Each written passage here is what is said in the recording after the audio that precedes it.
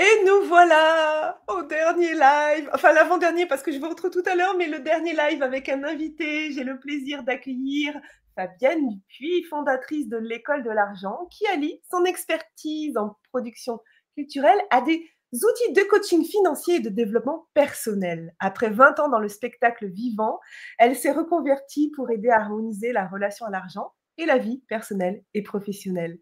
Fabienne est également auteure, formatrice et conférencière. Sa mission, émanciper les humains du toujours plus en remettant les choses à leur place, l'argent comme outil, le désir comme boussole, la relation à soi comme véritable sécurité. Ensemble, nous allons explorer le pouvoir des choix conscients pour maîtriser votre argent. Veuillez accueillir chaleureusement ma dernière invitée, Fabienne Dupuis. Hello Fabienne, comment ça va? Salut Virginie, merci pour cette présentation. Je vais bien, je suis super heureuse d'être ici avec toi. Yes. Merci. Rebonjour Val, Sophie, Karima, voilà, qui étaient déjà présentes ce matin. J'espère que tout le monde va bien. Fabienne, bon, je t'ai présentée, mais j'aime bien à chaque fois, tu sais, que mes intervenants, mes collaborateurs, c'est tellement important pour moi qu'on soit sur de la réelle expertise, de la transparence. On voit tellement de choses sur Internet de personnes qui se déclarent experts alors qu'ils ont juste fait une formation de 6 mois et ça y est, ils viennent nous former. Est-ce que tu peux nous partager un petit peu ton parcours avec tes propres mots, du coup, pour, qui justifie que tu es là aujourd'hui? Oui, oui, je dis souvent que ça a commencé, mon histoire avec l'argent, ça a commencé quand j'étais ado. J'écrivais déjà sur les cahiers, les petits carnets intimes là, qu'on donne aux petites filles, surtout avec un petit cadenas. Sur une page pleine, j'avais mis l'argent et le virus de l'humanité et j'avais 12 ans. Oh! Euh, Ça fait mal. C'était, alors, j'ai du mal à me souvenir exactement qu'est-ce qui m'avait fait écrire ça, Ouais. mais voilà, donc ça fait quand même un petit moment que la question de l'argent me taquine, pour pas dire davantage. Comme tu disais, j'ai commencé ma vie professionnelle, enfin, j'ai fait la plus grande partie de ma vie professionnelle avec des artistes. J'étais administratrice de structures culturelles. Puis je me suis souvenue, là, juste avant le live, que, en fait, il y a quelque chose qui n'est pas tout à fait anecdotique. Il y a une grosse partie de ma famille qui est dans l'immobilier. Donc, j'ai aussi beaucoup baigné là. Oui, dans l'immobilier, j'ai commencé par travailler. En fait, mon premier job, c'était d'être secrétaire de direction de deux marchands de biens. Et puis D'accord. ma mère a été marchand de biens aussi, il y a eu de la gestion locative, le père de mes enfants avait une agence dans le Luberon. C'était vraiment, c'est comme une espèce de bain normal, Ouais. c'est pas tout à fait anecdotique dans mon parcours. Donc je travaillais avec des artistes et le lien que je fais aujourd'hui avec mon métier, c'est que dans le spectacle vivant, il y a vraiment un mode solution, il y a un mode projet en fait. Moi, j'étais administratrice et puis le créateur arrivait ou la créatrice arrivait avec un projet et j'étais là tout du long du parcours pour voir comment on fait de ce projet qui est purement, enfin, qui est une vraie abstraction au départ, une création qu'on donne devant un public. Donc il y a ce mode projet qui est très important en coaching, mais aussi en gestion, parce que la définition de la gestion, c'est l'affectation des ressources disponibles en vue d'atteindre le résultat désiré. Alors, Mmh. le projet est un résultat désiré, suffisamment désirable pour qu'on ramasse nos ressources et qu'on les mette qu'on mette tout ça en œuvre, en fait, pour aller vers ce résultat. Euh, il y a une douzaine d'années, j'ai fait un burn-out. J'aime bien dire que mon métier m'a quitté parce que c'est vraiment comme ça que je l'ai ressenti. Et j'ai mis un long moment. À ce moment-là, on ne parlait pas beaucoup de burn-out, donc je ne savais pas grand-chose. Le médecin que j'étais allé voir m'a donné 3 jours de congé, hein. Mmh. Et, en fait, j'ai repris, mais j'étais un peu comme un fantôme. Et donc, très, très rapidement, ça s'est arrêté. Et c'est au bout de quelques mois, j'ai acheté un petit investissement locatif. Comme quoi, c'est vraiment ce côté-là qui m'a... qui a toujours, c'est un peu comme un side business avant Mmh. même que je connaisse le terme, en fait. Mmh. Puis j'ai entamé une reconversion et là, je suis tombée, sur tous les sommets en ligne, développement personnel, hein, vraiment, mais je me suis engouffrée là-dedans et j'ai rencontré cette petite phrase de Nathalie Cariou qui disait, «Mais c'est pas l'argent en soi le problème, c'est ce c'est notre façon de l'utiliser, c'est ce qu'on Oui. projette dessus». Je me suis dit: «Mais ça, c'était une pépite totale pour moi». Très vite, je me suis intéressée à ce qu'elle faisait, j'ai commencé à faire mes comptes, je me suis aperçue que ça changeait énormément de choses dans ma vie. Hem, J'étais très, très bonne pour m'occuper des finances des associations, hein, mais pas du tout, enfin, pour moi, c'était, totalement, disjoint. Ça n'avait aucun rapport, en fait, mon argent à moi. D'ailleurs, quand j'allais, négocier, mon salaire, d'une façon ou d'une autre, j'étais mais liquéfiée de trouille, en fait. Et donc ça allait pour, le faire les budgets, les reporting, les demandes de subventions, et cetera, aucun problème. Mais pas du tout dans ma vie. Puis j'ai trouvé ça tellement dingue que quand Nathalie Cariou a proposé sa première cohorte pour apprendre à être coach en finances personnelles, j'ai fait ça et je me suis tout de suite lancée comme ça dans l'entrepreneuriat, mais sans même savoir que du coup, je me lançais dans l'entrepreneuriat aussi. C'est D'accord. c'est un peu arrivé comme la cerise sur le gâteau, Mmh. la surprise. J'ai mis un petit moment avant de comprendre cette question de posture d'entrepreneur parce que pour moi, l'argent qui arrivait vers moi, finalement, c'était un peu l'équivalent d'un salaire. Il y avait pas comme, enfin, c'était pas intuitif du tout pour moi ce truc de: «C'est moi qui génère mon propre revenu». Mmh. Et en tout cas pas dans les termes de l'entrepreneur.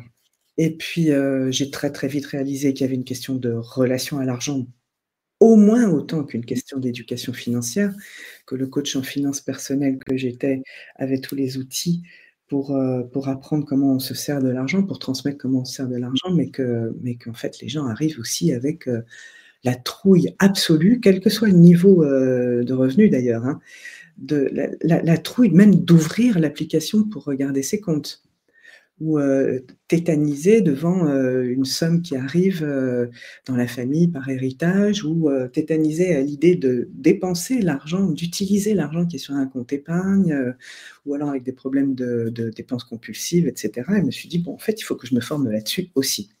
Donc c'est ce que j'ai commencé à faire.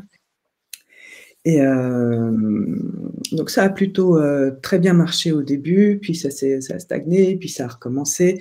Donc je regardais moi aussi avec mes pairs finalement, j'étudiais ma propre relation à l'argent. Comment on fait pour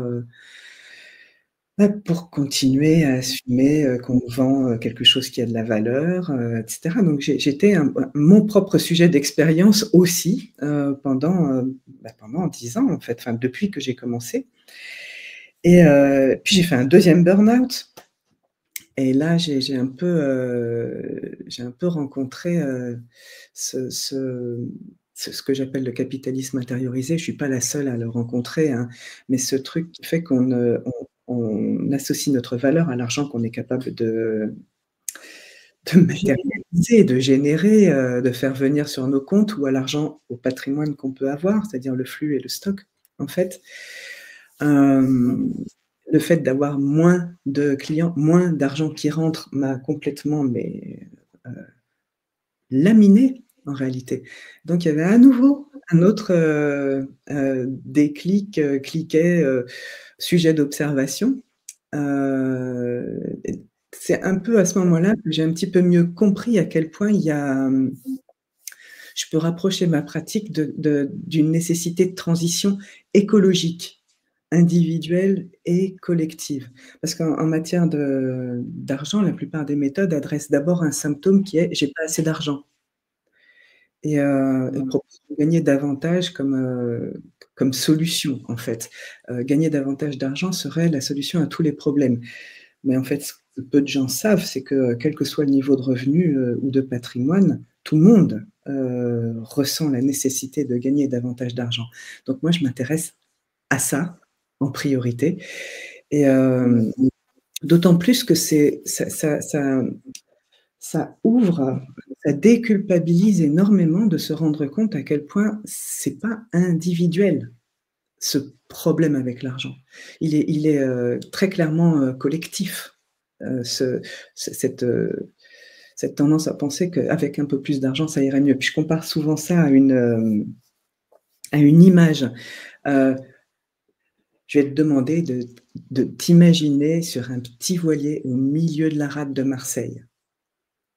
Tu sais pas comment lever les voiles, tu sais pas comment prendre le vent, tu sais pas comment définir un cap, tu sais pas te servir de tout ce qu'il y a sur le bateau, les cordes, tous les outils de navigation, tu sais pas comment savoir s'il y a pas un rocher, sous la terre, enfin sous la mer, sous ce que tu vois. Est-ce que tu demanderais d'avoir plus de vent? Si je sais pas faire. Ça va pas changer grand-chose. Eh ben, Je c'est ce sais que pas. nous on fait Ouais. tous. Mmh. On sait absolument rien Mmh. pour naviguer l'argent. On ne sait pas comment s'en servir, on ne sait pas comment l'utiliser au mieux et tout ce qu'on demande, c'est d'en avoir plus. Et il y a quelque chose et c'est pas seulement les individus, hein, c'est, les toutes les entreprises, les gouvernements, tout le monde va vers ce toujours plus, sans avoir même l'idée de regarder à quoi on va l'utiliser. Mmh. Le toujours plus est en soi un objectif. Qui est, somme toute relativement abstrait, hein, parce que, à défaut de l'utiliser, ben, finalement, qu'est-ce qu'on en fait? C'est un petit peu comme, tu veux la soupe ou tu veux, la cuillère à soupe? Mmh. Si tu as faim, en fait, la cuillère à soupe, elle va t'être utile pour manger, mais pour manger quoi? La soupe en question. Il y a vraiment il y a vraiment quelque chose de cet ordre-là qui est au cœur de tout et moi, c'est à ça que je m'intéresse d'abord. Mais c'est Mmh. vrai qu'une fois que tu sais naviguer, que tu sais, tirer un bord, que tu sais changer les voiles, quand le vent change, mais pourquoi pas demander d'avoir beaucoup plus de vent? Évidemment.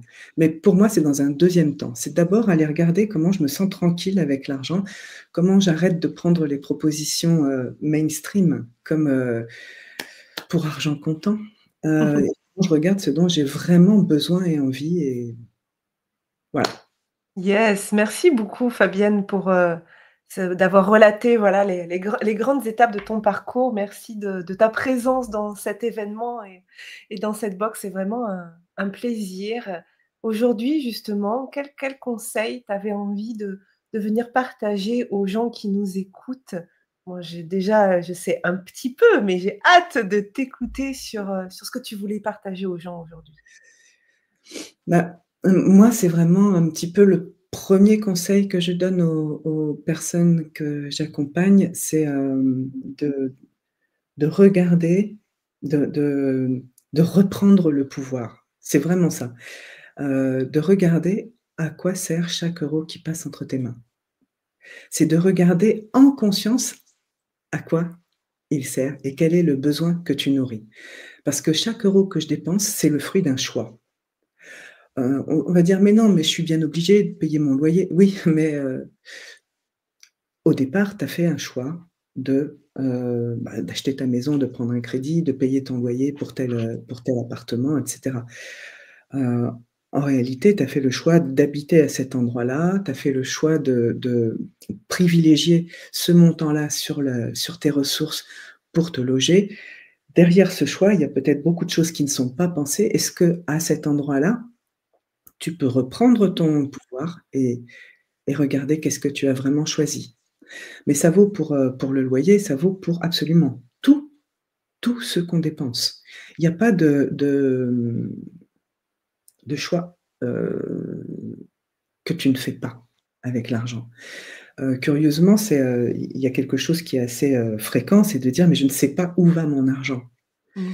Comme si on oubliait à quel point c'est nous, même avec le téléphone, hein, je veux dire, c'est nous qui choisissons à chaque fois où mettre l'argent et dans ce choix, il y a une part de connaissance de moi C'est-à-dire quel est le besoin que je suis en train de nourrir ou quels sont les besoins que je suis en train de nourrir avec cette transaction. Et il y a une part de d'éducation financière, vraiment. Il y a comment je me reconnais avec ce choix que je suis en train de faire et qu'est-ce que qu'est-ce que ça me montre de mon affectation? Comment j'en suis, où j'en suis dans mes finances aujourd'hui? Est-ce que je suis bien en train de faire un choix qui respecte mes objectifs, qui respecte mes contraintes, qui respecte la totalité de mes ressources, qui respecte mes valeurs, qui nourrit mes projets, et cetera, et cetera. Ça, c'est la part éducation financière.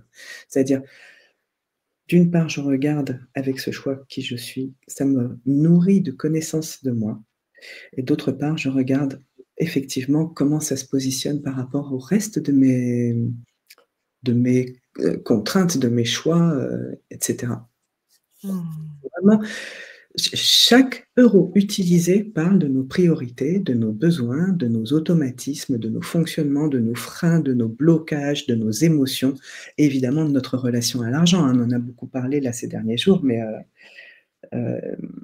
la relation à l'argent, la partie cachée de l'iceberg, nos archétypes, comment nous on est élevés. Moi j'aime bien dire que, il y a peut-être 60 70 de notre relation à l'argent qui est collective. Puis ensuite on va cristalliser sur ça. En général, c'est beaucoup peur de manquer, avidité, hein, c'est les 2 émotions qui sont liées à notre système monétaire, en fait.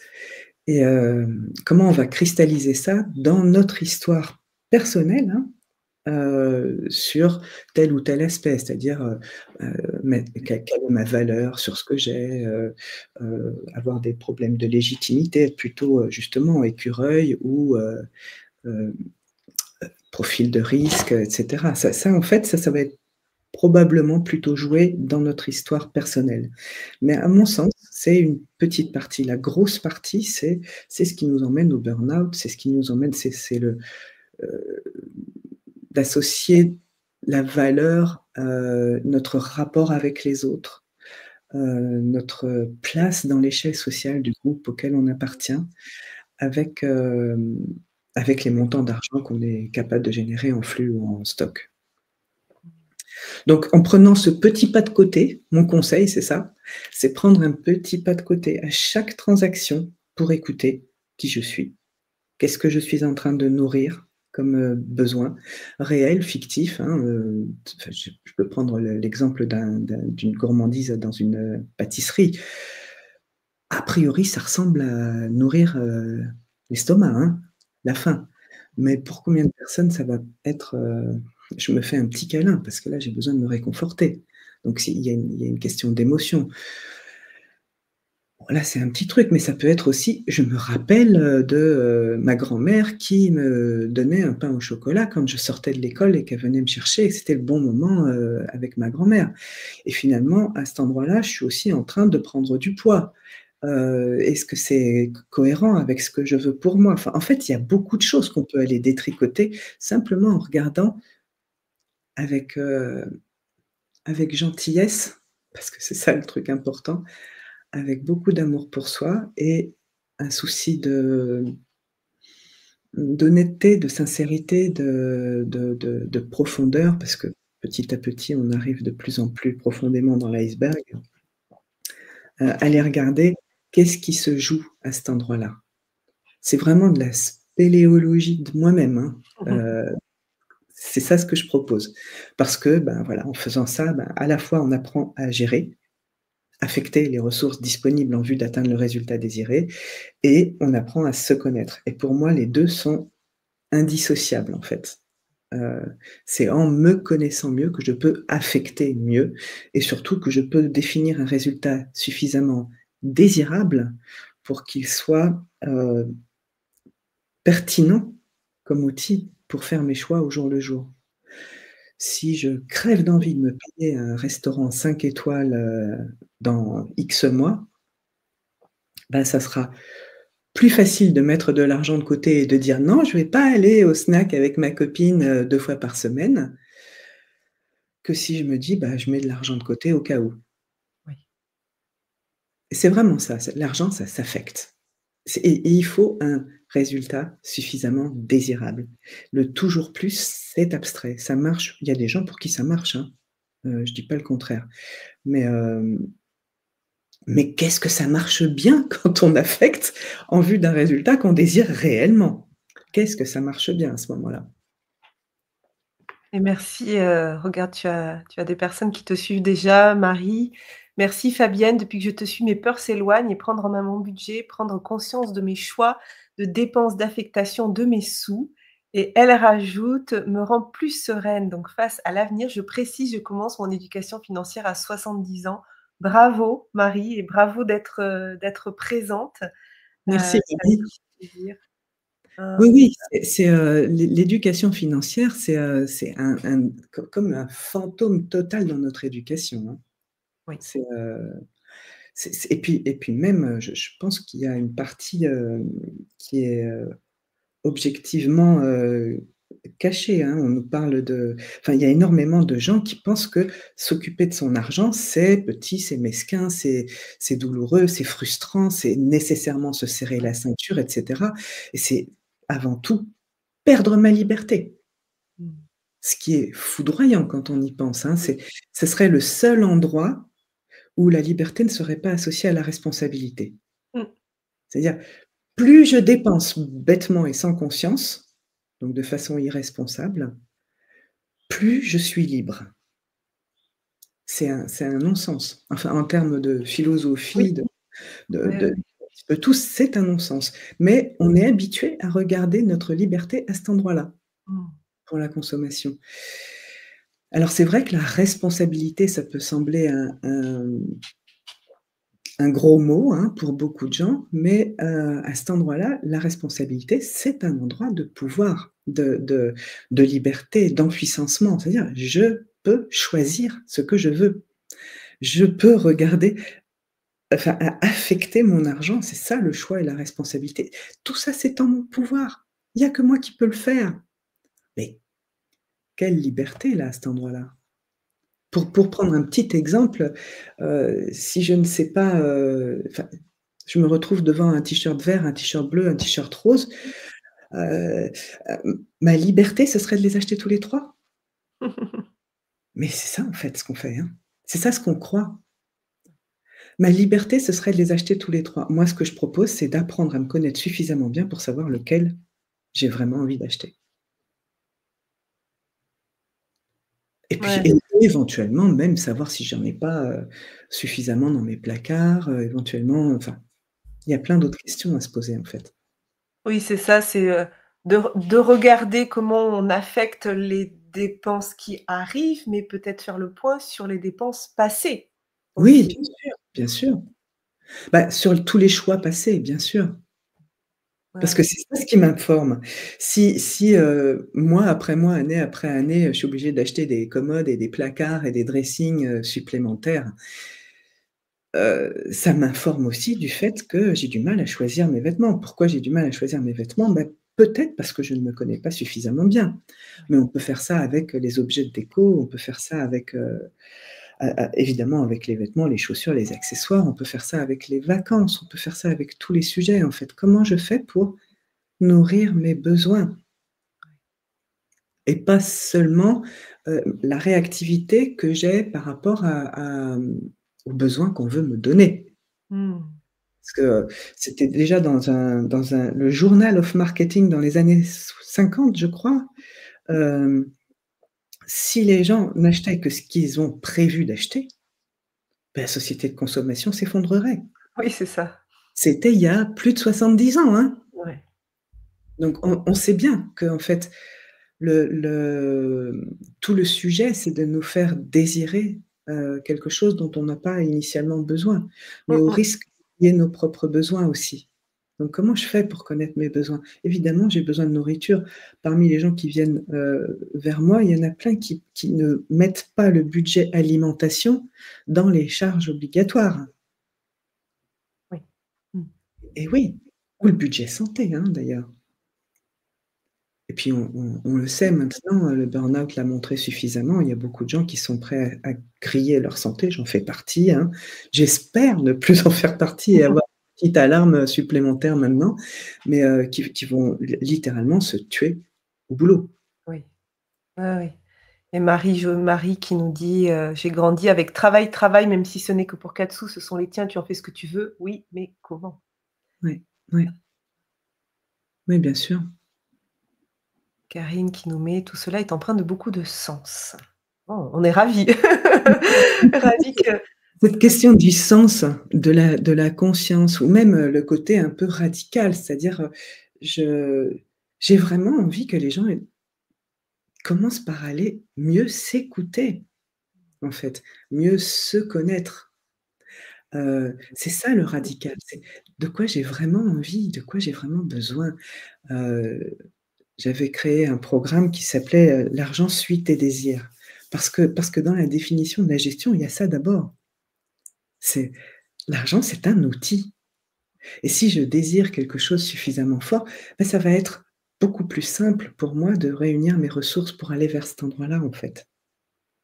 Mais on est tellement abreuvé de désirs un peu prêt-à-porter que, on en perd notre lien à nos propres désirs, à nos propres projets et même à nos besoins fondamentaux. yes.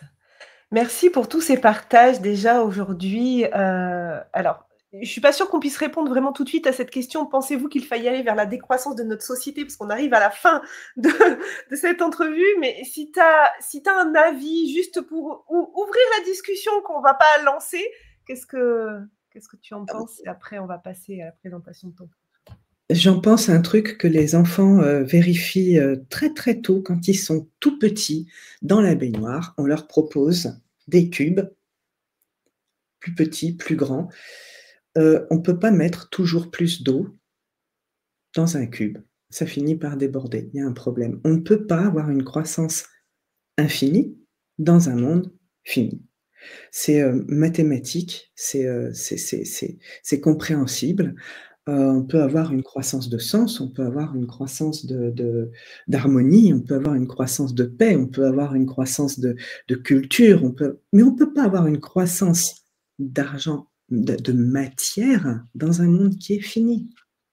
C'est tout, en fait. Donc, oui, il faut en fait, la décroissance, ça concerne encore une fois, ça concerne pas tout. Je parle de décroissance économique telle que notre économie aujourd'hui se définit. oui. Parce qu'il y a aussi beaucoup de gens qui pensent à la comptabilité autrement, à l'économie autrement et qui parlent d'économie régénérative. Mais telle que c'est aujourd'hui, cette croissance-là économique, bah, évidemment que c'est fini. Enfin, c'est déjà fini, en fait. Yes. Merci, merci Fabienne. Dans la box, tu nous offres un programme qui s'appelle «Gérer son argent et ses émotions». Est-ce que tu peux nous en dire un peu plus? Ça fait vraiment le lien avec ce que tu nous as partagé, mais qu'est-ce qu'on va Oui. trouver dans ce programme? Oui, j'ai déjà un petit peu dévoilé ce qu'il y a dedans. Alors c'est vrai que c'est un peu un raccourci, gérer son argent et ses émotions, parce qu'en réalité, je ne pense pas qu'on gère nos émotions. Je crois qu'il faut juste apprendre à les écouter, à les accueillir, à les transformer, à s'aimer et il y a beaucoup de ça, en fait, dans ce programme. En gros, ce qu'on trouve, c'est tous les outils qui servent à faire un budget, tous les modes d'emploi pour, à la fois faire ses comptes, hem et surtout ne pensez pas qu'une application bancaire, c'est la même chose que faire ses comptes. Faire ses comptes, c'est quelque chose qui permet que je me relie à chaque euro que je fais et que je regarde comment je l'ai affecté. Alors que si je regarde sur mon application de banque, comment cette application a, heu, classé mes différentes dépenses a posteriori, ça sert absolument à rien, hein. Ça sert à vérifier que la banque fait bien son travail et spoiler alert, elle fait bien son travail. Donc c'est vraiment se réapproprier, ses comptes avec des outils qui sont faits pour ça. Leur mode d'emploi, et puis petit à petit, en fait, tout un tas de questions et d'exercices pour mieux se connaître. Alors c'est, toute une série de vidéos, je crois qu'il y en a 71 petites vidéos, 9, 9 Modules. modules de vidéo, donc il y a aussi bien, épargner, il y a investir, enfin c'est vrai que c'est plutôt vers la fin, mais faire mes comptes au quotidien, mieux me connaître, donner un objectif, un résultat, désirable à ma gestion. Donc tout ça en module, en vidéo, avec la transcription de la vidéo à peu près, sur chaque, chapitre, et puis voilà, tous les outils à télécharger. Yes. Super, merci infiniment Fabienne. Merci de clôturer, ces 3 jours d'entrevue. Je vous rappelle que la box est en vente à partir de demain matin. Roulement de tambour, à partir de 7 heures du matin, vous pourrez vous procurer la box au tarif de 180 €. Dedans, il y a donc 9 programmes d'une valeur totale de, je vous dis le montant exact, 2 782, puis c'est pas des, allez, on démarre et puis on démarre de 4 000, on dit non, il y a vraiment des programmes. Si vous les achetiez un par un, ça vous coûterait 2 782 €, ce qui fait 309 € le programme, mais pour 180 €, vous allez pouvoir tout avoir. Vous pourrez mettre dedans un seul programme s'il y en a juste un seul qui vous intéresse, mais vous pourrez en mettre 9 si vous voulez les 9. Vous aurez 1 an pour débloquer les accès au programme et vous avez un accès, pour 2 ans. La vente est juste pendant 6 petits jours. C'est une édition limitée qui ne reviendra jamais. Donc ne vous dites pas: «Je regarderai l'année prochaine pour l'acheter». Non, ça sera fini. C'est juste 6 petits jours jusqu'à mercredi 29 janvier, 23h59. Si vous avez des questions, bien sûr, vous nous envoyez un message. Merci beaucoup Fabienne pour ta belle présence. Merci pour tout. Merci, merci Virginie. Tu restes en ligne. Je vous donne rendez-vous à 12h15 parce que je vais vous dévoiler en avant-première la page de vente qui ne sera accessible que demain à partir de 7 heures. Et puis, je vais vous reparler de tous les programmes pour vous les remettre en tête. Et je vais tenter de vous faire des ponts entre les différents programmes. Donc, retrouvez-moi à 12h15 avec grand plaisir. Bye bye tout le monde.